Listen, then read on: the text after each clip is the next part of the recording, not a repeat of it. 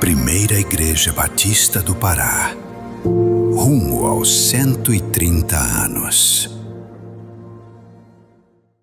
Saúde, amada igreja, com a graça e a paz do nosso Senhor Jesus Cristo. Amém, irmãos? Vamos continuar o exame da carta de Paulo aos Efésios. Nós estamos na altura do capítulo 4. E sem demoras eu quero pedir para que você abra sua Bíblia no versículo 14 de Efésios capítulo 4. Para que você tenha uma compreensão geral dessa sessão que nós vamos encerrar hoje, nós vamos ler a partir do versículo 11, que é onde começa essa sessão. Desculpa, a partir do versículo 7, a gente pode ter o fluxo aqui do pensamento do apóstolo como um todo. Mas a gente vai concentrar nossa atenção do 14 ao 16, que é a parte final dessa sessão que nós já examinamos. Diz assim a palavra do Senhor. E a graça foi concedida a cada um de nós segundo a proporção do dom de Cristo. Por isso diz, quando ele subiu às alturas, levou cativo o cativeiro e concedeu dons aos homens. Ora, que quer dizer subiu, senão que também havia descido até as regiões inferiores da terra? Aquele que desceu é também o mesmo que subiu acima de todos os céus, para encher todas as coisas. E ele mesmo concedeu uns para apóstolos, outros para profetas, outros para evangelistas e outros para pastores e mestres, com vistas ao aperfeiçoamento dos santos, para o desempenho do seu serviço, para a edificação do corpo de Cristo, até que todos cheguemos à unidade da fé e do pleno conhecimento do Filho de Deus, à perfeita varonilidade, à medida da estatura da plenitude de Cristo, para que não mais sejamos como meninos, agitados de um lado para o outro, e levados ao redor por todo o vento de doutrina, pela artimanha dos homens, pela astúcia com que induzem ao erro. Mas seguindo a verdade em amor, cresçamos em tudo naquele que é a cabeça, Cristo, de quem todo o corpo, bem ajustado e consolidado, pelo auxílio de toda a junta, segundo a justa cooperação de cada parte, efetua o seu próprio aumento para a edificação de si mesmo em amor. Vamos fazer juntos mais uma oração para preparar o nosso coração para esse momento, dependendo da graça do Senhor. Ó Deus, Pai do nosso Senhor Jesus Cristo, Tu já enviaste o Teu amado Filho de acordo com o Teu plano antes da fundação do mundo. Teu Filho veio a esse mundo, morreu na cruz, ressuscitou ao terceiro dia para nossa salvação e ao subir aos céus em exaltação, do seu alto trono, do seu alto e sublime trono, enviou o Teu Espírito para viver dentro de nós. Muito obrigado, Senhor. Nós já temos tudo que nós necessitamos da Tua parte. Agora nós que vamos a Ti nos méritos de Cristo, rogando para que o Senhor abra o nosso entendimento, ilumine os olhos do nosso coração, para que consigamos compreender o plano do Senhor para a Tua igreja e como nós podemos contribuir para o crescimento dela, Pai. Em nome de Jesus, amém. Meus irmãos, a carta de Paulo aos Efésios é um argumento cuidadosamente construído. Nos primeiros 3 capítulos, o apóstolo nos elevou às maiores alturas doutrinárias. Ele nos mostrou quem somos em Cristo, a riqueza da nossa salvação, a abundância da graça que nos alcançou e o plano eterno de Deus de formar um povo para si, a igreja. E então no capítulo 4, Paulo faz aqui uma transição decisiva. Ele sai da doutrina para a prática. Ele desce das regiões celestiais para o chão da igreja. E o apóstolo nos chama a viver de uma maneira coerente com o chamado de pertencer a Cristo Jesus e ao seu corpo. Essa carta aqui ela fala sobre unidade. A nossa unidade com Cristo e a nossa unidade uns com os outros. Esse é o nosso chamado, essa é a nossa vocação. E a primeira área em que isso se manifesta, esse chamado para pertencer a Cristo e ao seu corpo, é a unidade da igreja.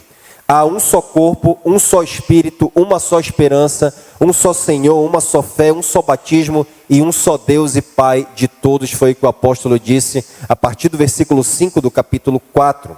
Mas essa unidade, irmãos, essa unidade que deve se manifestar na igreja, em coerência com o nosso chamado para pertencer a Cristo e ao seu corpo, essa unidade não significa uniformidade. Cristo, que é o Senhor da igreja, distribuiu dons diferentes ao seu povo. E a gente vê essa diversidade na unidade por meio dos dons que Cristo distribuiu ao seu povo. E ao conceder esses dons, ele também dotou algumas pessoas de uma maneira muito especial para equipar os santos, para que todo o corpo alcance a maturidade do próprio Senhor Jesus. O objetivo de Cristo conceder dons, nós já vimos isso, não é apenas individual, não é apenas crescimento individual, amadurecimento pessoal. Isso é importante, mas não é o objetivo todo completo de Cristo conceder dons. O objetivo completo é que todo o corpo, coletivamente, seja moldado na excelência e no poder de Cristo. É isso que significa amadurecer ao ponto de Cristo. Sermos conforme a sua excelência moral e experimentar o poder da sua ressurreição. E isso nos traz exatamente ao ponto, irmãos, onde nós estamos hoje aqui. Paulo agora responde a seguinte pergunta: para onde tudo isso daqui está nos levando? Como nós sabemos que a igreja realmente amadureceu da maneira que Deus intentou no seu plano para a igreja? Qual é o fruto supremo desse crescimento coletivo em Cristo Jesus, o nosso Senhor? A resposta começa a se evidenciar aqui, antes de tudo, na estabilidade. Estabilidade doutrinária, como nós vemos no versículo 14. Leia novamente aí na sua Bíblia. Para que não sejamos mais como meninos, agitados de um lado para o outro e levados ao redor por todo o vento de doutrina, pela artimanha dos homens, pela astúcia com que induzem ao erro. Aqui, irmãos, o primeiro fruto de uma igreja que amadurece em Cristo é caracterizado de uma forma negativa. Não mais ser como meninos ou como crianças, vulneráveis, como se fosse um barco sacudido pelos ventos de uma tempestade. E Paulo, irmãos, sabia muito bem o que era enfrentar mares agitados e ventos contrários, como você pode conferir depois lá em Atos capítulo 27, que inclusive ele enfrenta o naufrágio por causa de ventos tempestuosos que atacaram o barco em que ele viajava para uma determinada região como prisioneiro, para Roma, melhor dizendo.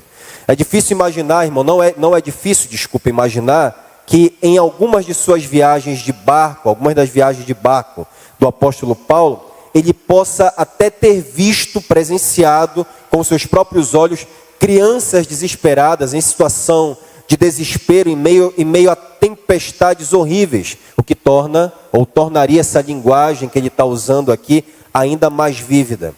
Mas Paulo, irmãos, conhecia muito bem não apenas o perigo das tempestades, ele também sabia que pior do que enfrentar ventos provocados por uma tempestade era enfrentar a instabilidade causada por todo o vento de doutrina. Pior do que enfrentar a instabilidade num barco causada por uma tempestade era enfrentar a instabilidade causada por ventos do engano doutrinário. E ele viu isso com os seus próprios olhos também. Em Listra, você vai lembrar disso daqui se você já leu o livro de Atos, uma multidão tentou adorá-lo juntamente com Barnabé como se eles fossem os deuses Hermes e Zeus. Você lembra desse episódio aqui? Agora, o interessante é que pouco depois, essa mesma multidão, instigada pelos judeus, a mesma multidão que estava adorando a eles como deuses, se voltou contra eles e apedrejou Paulo, deixando Paulo à beira da morte nessa ocasião. Em outro momento, em Antioquia, Paulo também testemunhou algo semelhante. E o que é mais surpreendente aqui nessa outra ocasião em Antioquia é a pessoa que está envolvida nessa instabilidade doutrinária. O próprio apóstolo Pedro. O apóstolo Pedro, que comia normalmente com os gentios, de repente passou a se afastar dos gentios quando os judaizantes da parte de Tiago chegaram e ele ficou com medo desses judaizantes. Isso você pode conferir lá em Gálatas 2, versos 11 e 12. E por causa dessa instabilidade doutrinária, naquela ocasião, da parte do apóstolo Pedro, foi necessário que Paulo o confrontasse na cara, por causa que ele estava, de alguma maneira, desviando-se do evangelho. Além disso, na primeira viagem missionária do apóstolo, ele viu João Marcos, o assistente missionário deles ali, abandonar, desertar do seu compromisso, talvez porque ele estivesse pensando que fazer missões era algo como fazer uma viagem de férias. Talvez ele não estivesse preparado para as pressões, para as lutas, e aí João Marcos deu um passo atrás e Paulo viu ele abandonando o seu compromisso missionário. Paulo também advertiu os Gálatas por estarem abandonando o evangelho lá em Gálatas 1:6. E enquanto ele escrevia essa carta aqui aos Efésios, o apóstolo também escrevia aos Colossenses advertindo eles contra os falsos ensinos, contra os ensinos enganosos dos falsos filósofos que ameaçavam desviá-los da verdade. E Paulo escreve para que eles ficassem firmes no evangelho. E essa instabilidade, irmãos, provocada por todo o vento de doutrina que Paulo testemunhou muitas vezes em pessoas comuns, crentes comuns, e até mesmo em um apóstolo, é própria da infância espiritual. Por isso o apóstolo estimula os efésios a não permanecerem nesse estado se eles quiserem alcançar maturidade espiritual. Eles não devem ser meninos. A palavra grega aqui traduzida por meninos ou crianças na NVI significa literalmente não palavra. Aquele que não fala, ou seja, se refere aqui a um bebê, alguém imaturo, alguém inexperiente, alguém que é ingênuo, que não tem discernimento. O correspondente para essa palavra no hebraico, no Antigo Testamento, seria alguém simples, alguém que é como uma porta aberta, que recebe todo tipo de ensino sem filtro, de uma maneira acrítica. E é exatamente nesse sentido que Paulo, irmãos, emprega essa palavra de forma metafórica para descrever alguém que demonstra uma ingenuidade infantil, alguém que crê facilmente em tudo. E como é que essa ingenuidade, esse juízo infantil, essa maturidade se evidenciam? Paulo diz aqui que o imaturo ele é sacudido, balançado, chacoalhado, de um lado para o outro por todo o vento de doutrina. E ao usar essa expressão aqui, todo o vento de doutrina, o apóstolo Paulo aqui ele não está se referindo apenas àqueles ensinos que distorcem o evangelho, não apenas esses ensinos que vêm com aparência cristã e que distorcem o ensino de Cristo, mas também aqueles ensinos que vêm de fora da igreja e que se opõem ao ensino de Cristo. Então Paulo aqui tem em mente algo muito mais amplo do que erros doutrinários ou heresias como a das seitas, que ameaçam a vida da igreja, ameaçam a estabilidade cristã. Ele tem em mente aqui algo muito mais amplo. Qualquer ensino que se oponha ao ensino de Cristo. Qualquer ensino que se oponha ao ensino daqueles que Cristo dotou especialmente para ensinarem a palavra a fim de equipar os santos.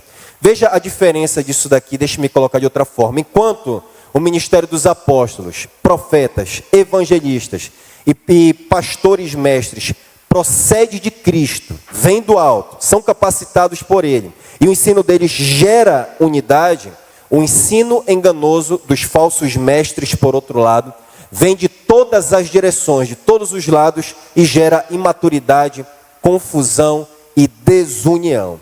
Portanto, irmãos, os crentes efésios, muitos deles, inclusive, provavelmente recém-convertidos do paganismo, adoradores da deusa Diana, o que Paulo está dizendo é que eles deveriam evitar a canalice dos homens que disseminam todo tipo de doutrinas falsas e, em vez disso, seguir o plano de Deus para amadurecerem, sendo capacitados por aqueles que Cristo concedeu, a quem Cristo concedeu dons especialmente para esse fim. Pessoas que Cristo já deu como presente para equipar os santos para fazerem a obra do ministério e amadurecerem a semelhança dele. Meus irmãos, ao longo da minha caminhada cristã, eu tenho visto muitos crentes agindo como meninos, sendo levados por todo o vento de doutrina. Doutrina pentecostal, doutrina neopentecostal, que é diferente da doutrina pentecostal. Tenho visto crentes sendo levados por doutrina neopentecostal, acreditando que a prosperidade é sinal inconfundível da bênção de Deus e colocando experiências, curas, exorcismos, milagres e até superstições acima da palavra de Deus, acima das Escrituras. Ao contrário do que Lutero disse, me lembrei agora dessa frase, que ainda que alguém faça chover canivetes do céu, se isso vai contra a Escritura, não procede de Deus. E por causa dessa falta de discernimento maduro, muitos têm dificuldades de reconhecer que igrejas marcadas por esses enganos, artimanhas e astúcias não estão firmadas na verdade do Evangelho e, portanto, não são igrejas verdadeiras. Igrejas neopentecostais, falando de uma maneira geral, não são igrejas verdadeiras. Eu não estou dizendo que ali não existem pessoas sinceras, fiéis e que Cristo até alcança. Eu estou falando dessas igrejas como instituição e no seu ensino, elas não estão ensinando a verdade do Evangelho. Estão pregando um outro Evangelho que não é o Evangelho bíblico. O ensino neopentecostal, meus irmãos, é apenas um exemplo de vento de doutrina que sopra como se fosse cristão. Vem como aparência de cristianismo. Mas muitos outros ventos doutrinários, igualmente perigosos, têm sido recebidos como uma brisa suave por muitos crentes. Não é difícil encontrar dentro das igrejas, mesmo dentro das igrejas, pessoas relativizando a moral, defendendo que os julgamentos sobre certo e errado não são objetivos nem universais, e que esses ensinamentos variam de acordo com a cultura ou a época do indivíduo. Há também aqueles que defendem alguma forma de pluralismo religioso, sustentando na prática que diferentes caminhos podem conduzir a Deus e que pode haver salvação sem fé consciente exclusivamente em Jesus Cristo. E isso é uma porta aberta para ecumenismo religioso. Outros são doutrinados pelas emoções, casam-se com descrentes, tomam decisões importantes, estabelecem relacionamentos de amizade e até definem a sua caminhada espiritual baseada no que sentem e não naquilo que Deus revelou na sua palavra. E mais recentemente, os ventos tempestuosos do engano, meus irmãos, têm trazido para dentro das igrejas os auto-intitulados crentes progressistas. Você já ouviu falar em crentes progressistas? Uma expressão que na prática revela uma contradição de termos. Isso porque ou você é crente e defende o Evangelho de Cristo, ou você é progressista e defende aborto, a redefinição da identidade de gênero, a liberação das drogas e a normalização da imoralidade sexual. Não é possível colocar crente e progressista numa mesma frase. Isso é uma contradição de termos. E talvez de forma ainda mais sutil, muitos crentes, meus irmãos, têm sido formados ou formatados pelas redes sociais. Vestem-se como influenciadores, falam como influenciadores e passam a buscar um estilo de vida sensual, luxuoso e de sucesso aparente, sem esforço nenhum. Estão sendo completamente enganados. Em vez de serem moldados pelo ensino de Cristo, estão sendo moldados pelo algoritmo do Instagram, seguindo, celebrando e aprovando um estilo de vida que Deus desaprova. Como nos dias anteriores ao dilúvio, quando comiam, bebiam e davam-se em casamento, alheios completamente, meus irmãos, ao senso de realidade do juízo de Deus contra uma vida de pecado e de engano. Todos esses exemplos aqui, todos esses são exemplos de ventos de doutrina. Sopram de formas diferentes, de lados diferentes, às vezes de uma maneira sutil, mas o resultado é sempre o mesmo, inevitável, invariavelmente. Afastam da verdade e mantêm o crente em um estado de imaturidade espiritual, vulnerável ao engano, instável, sacudido para lá e para cá. Você sabe reconhecer os ventos de doutrina? Será que alguns desses ventos de doutrina que mencionei estão soprando sobre a sua vida e o afastando da verdade? Estou apenas perguntando. Afinal, perguntar não ofende, alguém já disse. Ou talvez você já esteja sendo levado por eles sem perceber. Qual é a sua situação?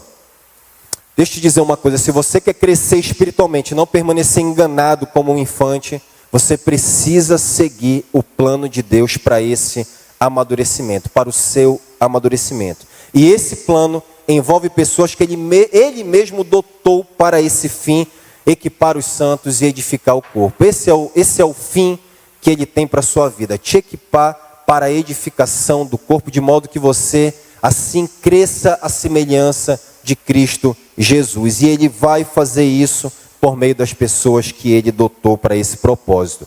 O amadurecimento que você e eu precisamos não vai acontecer à parte da igreja, nem à margem da vida do corpo. O meio normal que Deus estabeleceu para o seu crescimento e para o meu crescimento não é assistir pregações isoladamente na internet, nem ler bons livros sozinho, por mais edificante que isso seja. Não há nada de errado e ilegítimo nisso. O meu ponto é que o crescimento que Deus tem para fazer na sua vida não vai ser operado normalmente por essa via. Tudo isso é legítimo, repito, deve ser cultivado na sua devoção particular. Eu também faço isso. Contudo, a minha palavra aqui é: entre permanecer em casa, lendo a Bíblia, cantando sozinho, e viver isso no contexto da igreja local, escolha a igreja local. Deus não tem um crescimento para você como lobo solitário vivendo a vida sozinho. Deus não tem um crescimento para você numa organização para-eclesiástica, numa agência missionária ou num seminário maior do que o que Ele tem para fazer na sua vida aqui na igreja local. E aí a minha pergunta é: a quem você se submete para ser ensinado? Quem é que te ensina de forma consistente? Você está debaixo de ensino bíblico fiel ou apenas consumindo conteúdos aleatórios que agradam você? Escolhendo, como numa salada, apenas aquilo que é agradável a mim, que é digerível ao meu palatar. Hoje, meus irmãos, muitos crentes vivem como se pudessem trilhar o seu próprio caminho de formação espiritual à parte da igreja. Ouvem um pouco aqui na internet, outro pouco dali uma conferência, leem mais um pouco acolá em um livro, consomem conteúdos variados, seguem pregadores diferentes e muitas vezes duvidosos, aconselham-se por meio de caixas de perguntas no Instagram com pessoas que nem conhecem a sua vida, aconselhamento genérico, aleatório, e são capazes até de cruzar o país para ouvir alguém como se fosse um guru espiritual que oferece algo que a igreja não oferece. Quanto engano, meus irmãos. Tudo isso daí é bom, mas quando essas coisas se tornam mais importantes que a própria igreja local, há um ajuste na compreensão que precisa ser feito. Há um ajuste de foco que precisa ser ajustado. Mas ao mesmo tempo, e digo isso com tristeza, essas mesmas pessoas não se submetem ao ensino fiel e constante da sua própria igreja local, nem reconhecem como referência principal aqueles que Cristo, o próprio Cristo, dotou especialmente para o seu crescimento dentro do corpo. Eu não estou dizendo que você deve absorver qualquer ensino dentro da igreja local, da parte de quem ensina, só porque essa pessoa está na igreja local. Você deve ouvir esse ensino, seja do que ensina na escola bíblica, seja do púlpito, à medida que esse ensino é fiel à palavra de Deus. E eu estou basicamente chovendo no molhado aqui. Para muitos, até mesmo, irmãos, a constância somente aos domingos, o principal dia em que a igreja se reúne para adorar o Senhor desde o princípio e para receber instrução, até mesmo isso, se reunir, se reunir como igreja somente aos domingos, até isso já é um desafio para alguns. E se tiverem que participar de 2 cultos, então, um pela manhã e outra à noite, aí já é demais, já é exigir demais, já é um compromisso que eu não estou pronto para enfrentar. Não permanecem nem se envolvem o suficiente para serem formados. Não criam raízes, não criam vínculos, não se deixam pastorear e assim, sem referência clara e sem um ensino contínuo e fiel, tornam-se instáveis, não se desenvolvem, não criam discernimento e ficam expostos a todo vento de doutrina. É por isso que tem pessoas que ouvem uma pregação expositiva no domingo, ouvem até na internet Hernandes Dias Lopes, Augusto Nicodemos, mas está ouvindo Silas Malafaia na segunda-feira e Edir Macedo. Falta de discernimento. Não consegue compreender que o que nós estamos ensinando aqui é completamente diferente de teologia da prosperidade, de teologia neopentecostal. A linha de corte ainda não foi feita. Então você precisa estar cada vez mais embaixo de ensino bíblico consistente e fiel à palavra de Deus. Portanto, o chamado é: envolva-se na obra de edificação do corpo. Se você recebeu dons para equipar os santos, treine outros, invista na vida de outras pessoas, dê a elas aquilo que você tem recebido da parte de Deus, com certeza em abundância. Se não recebeu, então submeta-se ao treinamento daqueles que Deus capacitou para isso, à medida em que eles são fiéis à palavra de Deus. Agora, de qualquer forma, em todos os casos, conecte-se com outros e compartilhe a palavra de Deus. É assim que Deus faz o seu povo crescer. Fora do corpo de Cristo não há crescimento saudável. Sem conexão com a igreja local, o corpo de Cristo, não há conexão real com a cabeça. Mas Paulo, irmãos, ele não para na advertência. A maturidade da igreja não se evidencia apenas naquilo que nós devemos evitar, a perspectiva negativa, não mais ser como meninos. Ela também se manifesta naquilo que nós devemos cultivar, a perspectiva positiva. E qual é essa perspectiva positiva? É o desenvolvimento mútuo do corpo de Cristo. Se o versículo 14 nos mostrou aquilo que nós devemos deixar para trás, aquilo que a igreja madura deixa para trás de si, agora os versículos 15 e 16 mostram o que ela passa a viver. Ela cresce em Cristo Jesus, edificando-se mutuamente por meio da verdade em amor. É isso que Paulo diz, acompanhe na sua Bíblia aí, versos 15 e 16. Mas, seguindo a verdade em amor, cresçamos em tudo naquele que é a cabeça, Cristo, de quem todo o corpo, bem ajustado e consolidado pelo auxílio de toda a junta, segundo a justa cooperação de cada parte, efetua o seu próprio aumento para a edificação de si mesmo em amor. O que Paulo está dizendo aqui, irmãos, aos crentes efésios, é que em vez de seguirem a astúcia e o engano, mencionados aqui no versículo anterior, eles deveriam se apegar à verdade, deveriam aderir à verdade do Evangelho, tanto em suas palavras quanto em sua conduta. E para manter o equilíbrio, Paulo acrescenta que essa verdade deve ser manifestada em amor, ou seja, para o bem maior do outro. E o bem supremo que nós podemos desejar a alguém é que ele seja conduzido à presença de Deus e conformado à imagem e semelhança de Cristo.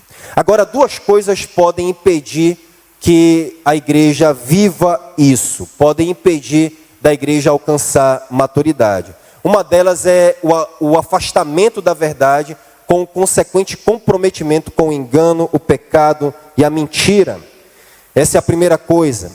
E a outra coisa que pode impedir a igreja de alcançar a maturidade de Cristo é a indiferença entre os crentes diante das necessidades, das dificuldades, dos sofrimentos e dos pecados.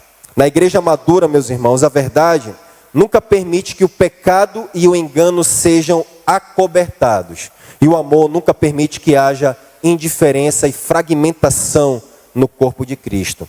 Sem a verdade, o engano entra na igreja. Sem o amor, a unidade sai.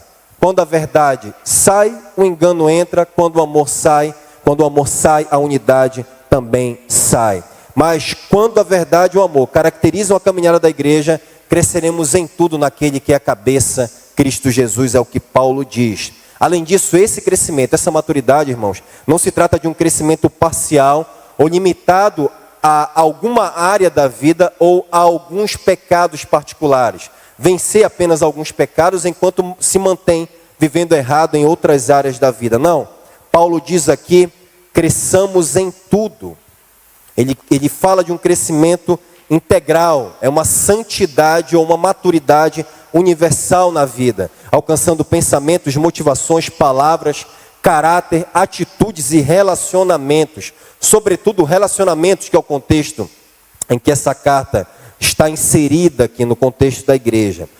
Veja, assim como é natural que uma criança se desenvolva em todas as áreas da vida, também o que Paulo está dizendo aqui é que se espera que o Filho de Deus cresça de maneira saudável em todas as dimensões da vida espiritual. E mais, ele não para aqui. Cristo, ele diz, não é apenas o padrão e o alvo de crescimento integral do crente. Paulo também afirma que ele é a cabeça do corpo. E isso daqui, irmãos, significa que é ele quem governa, sustenta, dirige, ele que é o Senhor da igreja. E uma igreja madura, portanto, é uma igreja que não apenas segue o exemplo de Cristo como padrão ético, mas também uma igreja madura é aquela que cresce sob a sua autoridade e na dependência do seu poder, na dependência dele. Então não há maturidade verdadeira fora de Cristo como alvo e padrão, nem crescimento saudável, verdadeiro, longe da sua direção e autoridade, longe da maneira que ele próprio estabeleceu. Se nós quisermos crescer em tudo, como Paulo diz aqui, nós precisamos do Cristo todo. Precisamos do seu poder, precisamos dele como alvo, precisamos dele como padrão e precisamos também que ele regule o nosso crescimento. Nós precisamos seguir a direção que ele tem para as nossas vidas.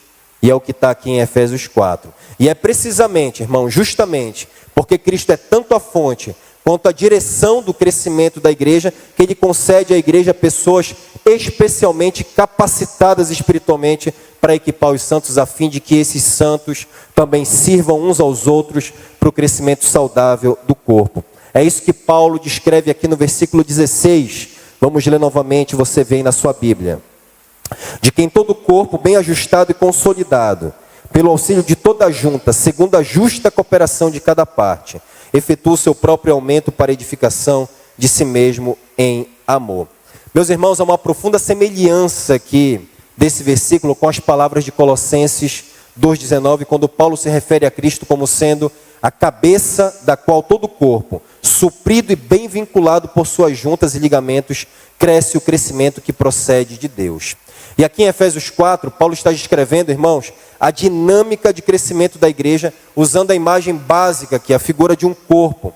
E essa figura do corpo é uma das suas metáforas preferidas para se referir ao povo de Deus. O ponto do apóstolo Paulo aqui é muito simples. Assim como o corpo humano experimenta crescimento normal e saudável, quando todas as suas partes elas estão devidamente ajustadas e cumprem a sua função específica, assim também a igreja, o corpo de Cristo, cresce quando cada um dos seus membros está conectado, ligado em amor aos demais e também a Cristo Jesus, servindo uns aos outros com os dons que receberam e com a palavra sobretudo.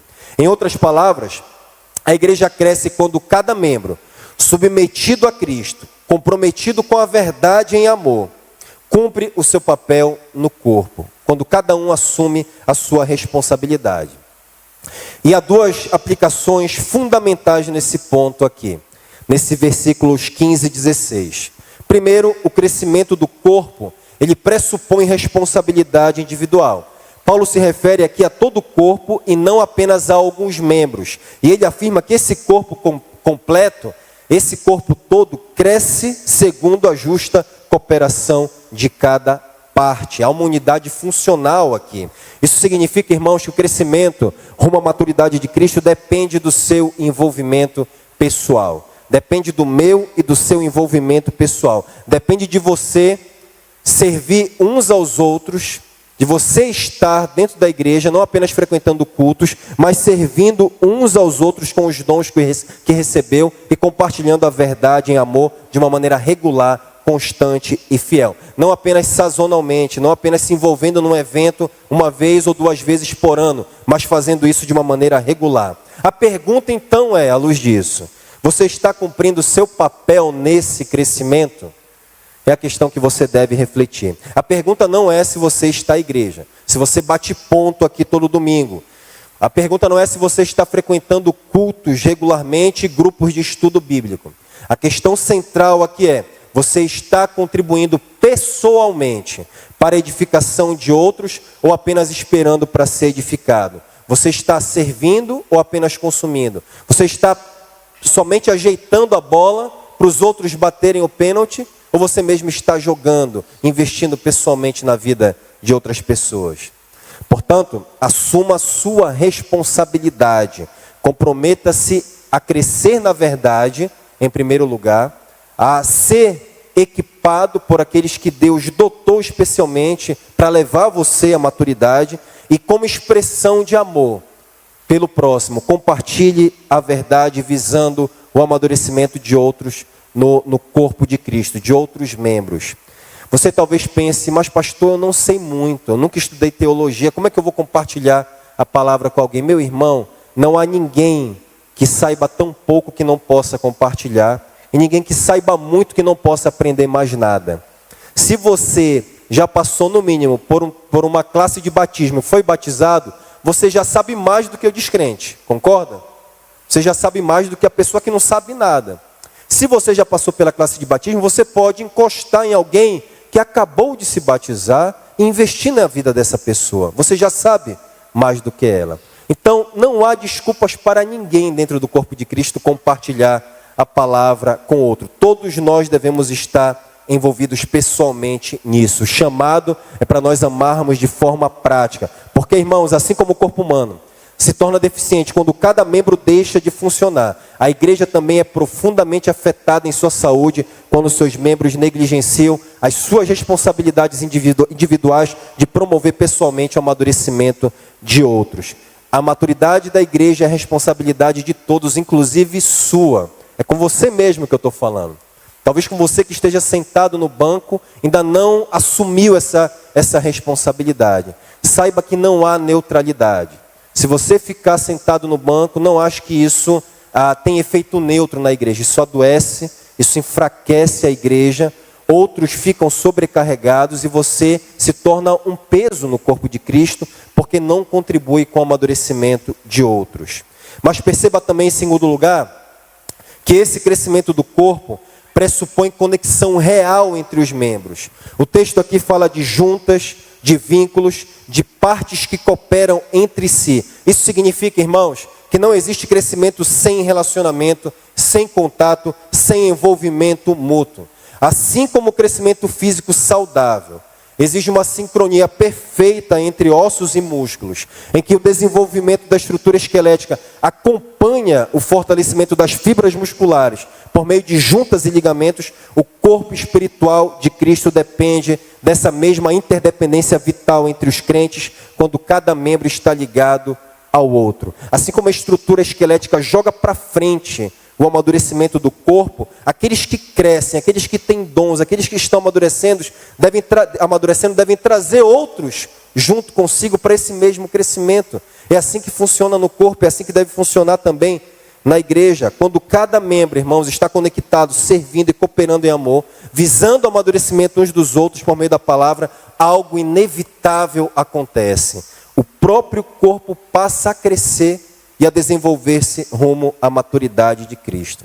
E de onde é que vem esse crescimento? Isso não procede, irmãos, exclusivamente do esforço humano, nem simplesmente da estrutura eclesiástica. Você pode estar condicionado a uma estrutura eclesiástica, mas não está amadurecendo.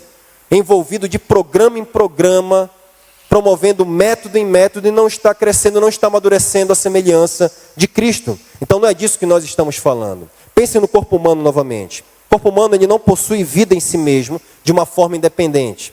No entanto, o seu desenvolvimento, o seu crescimento, o desenvolvimento dessa vida que ele tem, que não procede dele mesmo, acontece por meio do funcionamento adequado da sua estrutura, com conexão, com cooperação e o funcionamento saudável das suas partes. A vida, para ser desenvolvida, depende dessa estrutura, desse funcionamento do corpo humano. Da mesma forma, a igreja ela não tem vida espiritual em si mesma. A saúde, a vida da igreja vem de Cristo, a cabeça. Mas essa vida, ela se manifesta e ela se desenvolve por meio da estrutura que Ele mesmo estabeleceu. Dentro da estrutura que Cristo projetou muito cuidadosa e sabiamente para que esse corpo desenvolva a plenitude de Cristo. A igreja ela amadurece em Cristo quando a graça divina, irmãos, ela flui dentro dessa estrutura orgânica, ordenada e funcional, na qual cada membro cumpre o seu papel servindo ao outro com a verdade em amor. Alguns treinam, outros recebem treinamento, mas em todos os casos, todos compartilham a palavra e amam uns aos outros. Meus irmãos, nós dependemos de Cristo para crescer. Nós nunca podemos perder isso de vista. Mas Cristo, ouça-me, decidiu fazer esse crescimento acontecer por meio de um corpo vivo, profundamente conectado e atuante, no qual cada membro exerce seus dons e cumpre sua função de compartilhar a palavra de Deus com todos. É exatamente aqui, irmãos, que nós precisamos ter cuidado. Às vezes nós estamos orando por poder, por graça, pedindo a Deus que nos faça amadurecer, que nos encha com o Espírito Santo, tanto individualmente como quanto igreja. E isso é correto. Nós nunca podemos perder a atitude de dependência de Deus, a atitude dependente em oração. Mas deixe-me dizer uma coisa a você. Talvez o problema da nossa falta de amadurecimento, tanto individual quanto eclesiástico, e falo isso de uma maneira geral, tendo as igrejas de uma maneira geral em mente, a nossa falta de amadurecimento nesse sentido, talvez não seja falta de graça e de poder, como se Deus tivesse fechado as portas da sua provisão. O problema muitas vezes é outro, irmãos. É que nós temos ignorado a responsabilidade humana de lançar mão dos meios que Cristo estabeleceu para o crescimento. E a oração pode ser um escape, um motivo de fugir da nossa responsabilidade. Nós temos que orar pelo pão nosso de cada dia, como Jesus nos ensinou? Sim, às vezes a gente não faz isso, mas a gente tem que orar regularmente por isso e não confiar na força do nosso braço. Mas a mesma palavra de Deus diz, aquele que não trabalhar não coma, não é isso? Então o fato de eu orar por algo e Deus conceder na sua graça, não significa que isso não virá por concessão através dos meios que Ele estabeleceu. O meio normal de Deus estabelecer o pão, qual é? É o trabalho. Trabalhe que Deus vai dar o pão de cada dia, à medida em que você depende dEle. Não ficar esperando o pão cair do céu na minha boca, lá na mesa, no café da manhã, porque isso não vai acontecer. Nós temos que fazer a nossa parte. Deus não vai fazer por nós aquilo que é nossa responsabilidade. E quando nós estamos falando de crescimento da igreja, é a mesma coisa. De amadurecimento da igreja envolve isso daqui também. Envolve a graça de Deus e a responsabilidade humana. Nós não podemos perder essa atitude de dependência, mas muitas vezes nós temos ignorado a nossa responsabilidade humana de lançar mão desses meios que Cristo estabeleceu para o nosso crescimento. Você quer crescer em Cristo, mas você não vai crescer se você negligencia o próprio corpo de Cristo, que foi onde Ele intentou que o seu amadurecimento acontecesse. Aqui é a incubadora do seu desenvolvimento. Não vai acontecer maturidade fora da igreja. A igreja quer crescer de maneira saudável, a igreja evangélica brasileira, mas substitui os meios relacionais que Cristo estabeleceu por métodos e programas impessoais que Ele nunca designou. Não vai haver crescimento dessa maneira. Pode haver até inchamento numérico, mas não vai haver amadurecimento. E aí eu acho que vocês conhecem o contexto evangélico brasileiro o suficiente para saber o circo que está aí fora, né? O quanto nós, como evangélicos, somos desacreditados, ridicularizados por causa de escândalos morais aí fora, e que Deus nos guarde. Portanto, nós não podemos perder de vista o que esse texto nos ensinou desde o início, irmãos. Cristo concedeu dons à igreja para conduzir todo o seu povo à unidade e maturidade, produzindo estabilidade doutrinária e crescimento mútuo por meio da verdade em amor, à medida que cada membro cumpre a sua função no corpo. É assim que a igreja amadurece. Cristo já proveu tudo o que é necessário para isso. Ele deu a sua vida na cruz, Ele deu a verdade, Ele deu o amor, Ele deu os dons, Ele deu as pessoas para equipar o corpo e Ele deu o próprio ambiente para nós crescermos e amadurecermos. Então, eu concluo perguntando: o que você fará com isso? Se você está negligenciando o corpo de Cristo, a igreja, o seu envolvimento pessoal com Ele, tratando a igreja como secundário, tratando os relacionamentos como acessórios e opcionais, o que você vai fazer com o que eu disse aqui essa noite? Você vai continuar negligenciando a igreja, desconectado, sem relacionamentos profundos que visam a maturidade espiritual? Você vai continuar nessa condição? Isso precisa mudar, meu amigo, meu irmão. Abandone a passividade, rejeite o isolamento, submeta-se à verdade de Cristo, ajude outros a crescerem e permita que outros também ajudem você no seu crescimento espiritual. Porque nesses últimos dias, os ventos do engano já estão soprando, e cada vez mais fortes, cada vez mais tempestuosos. E a única coisa mais forte do que esses ventos, capaz de impedir que você seja levado, que você seja arrebatado, é exatamente aquilo que muitos têm negligenciado: a verdade de Cristo e a unidade da igreja. Só isso pode nos manter firmes contra todo vento de doutrina. Amém? Vamos orar.